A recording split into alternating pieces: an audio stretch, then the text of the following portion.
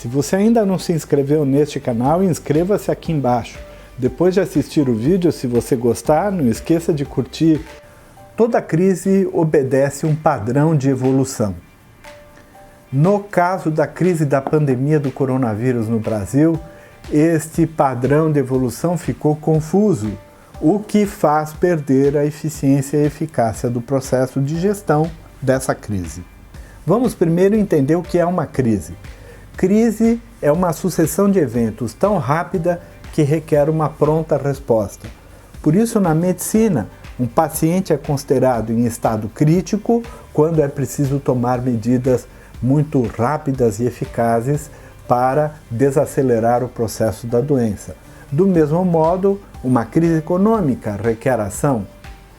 Na escrita dos chineses, na escrita kanji dos chineses, a palavra crise é desdobrada em dois ideogramas. Um significa perigo, outro significa ponto de decisão. Por isso, podemos definir então a crise como uma situação em que ocorre uma aceleração de eventos que causa a sensação de perda de controle, percepção de impacto catastrófico e por isso causa emoções negativas infladas. É curioso que o Brasil já passou por várias situações potencialmente críticas, mas que não se tornaram crises. Por exemplo, a hiperinflação nos anos 80, por exemplo, os desastres ambientais de Mariana e Brumadinho, e várias outras catástrofes regionais ou locais. Quando uma coisa se torna crise? Quando o impacto sobre os afetados cria esta situação de emoções negativas infladas. Por isso, o que determina se algo é uma crise ou não é a reação dos afetados. E por isso também é tão difícil precisar quando começou a epidemia ou a crise da epidemia do coronavírus no Brasil. Nós já sabíamos que esse vírus estava se espalhando no início de 2020. Mesmo assim, o nosso carnaval foi absolutamente normal. Nós já sabíamos que a pandemia, que aquela epidemia tendia a se tornar pandemia e que algum dia chegaria ao Brasil. Nada fizemos.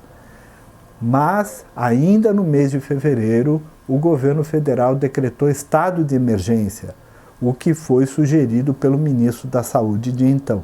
No dia 11 de março, a Organização Mundial da Saúde decreta a pandemia. Com isso, então, fazendo com que todos os países do mundo passassem a atuar na gestão desta crise. A partir de então, com esta crise, e vamos deixar de lado qualquer medida de prevenção que poderia ter sido tomada antes disso, mas no momento em que algo se torna crise, começa a etapa de desmonte, de-escalation no inglês, o que quer dizer desaceleração.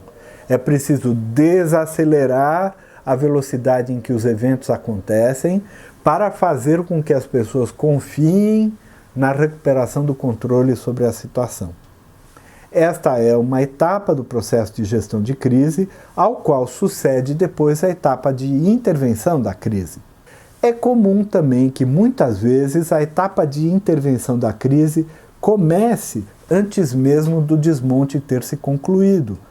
Mas eu prefiro tratar em separado, porque é na etapa do desmonte, por exemplo, que se cria a figura do porta-voz, o comitê de crise e várias medidas são tomadas com o único propósito de desacelerar o processo. Já a etapa de intervenção envolve retomar o funcionamento normal das organizações e reduzir danos. No caso da epidemia do coronavírus no Brasil, ocorreu a superposição entre o desmonte e a intervenção. Para piorar, houve um conflito entre o governo federal e o ministro da Saúde, ou os ministros da Saúde, que acabaram por ser demitidos, de tal maneira a fazer corroer a confiança da população de que havia controle na situação.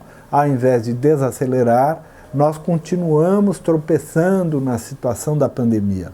A medida de intervenção pautou-se, em primeiro lugar, pela busca de isolamento social que foi sabotada pelo oferecimento de um certo tratamento precoce com medicamentos que não tinham eficiência comprovada pela ciência. Com tudo isso, depois de alguns meses, os brasileiros se cansaram do isolamento e isso fez com que o próprio processo de intervenção fosse prejudicado. Tivemos uma grande questão que foi o auxílio emergencial durante alguns meses no ano de 2020, que foi muito importante para diminuir o impacto sobre a economia, de tal maneira que terminamos o ano com uma queda no PIB de apenas 4% diante da dramaticidade dessa pandemia. Bom, qual é a situação no momento atual? O desmonte foi recomeçado várias vezes e ainda não acabou. Eu acho que ainda precisamos fazer o desmonte desta crise.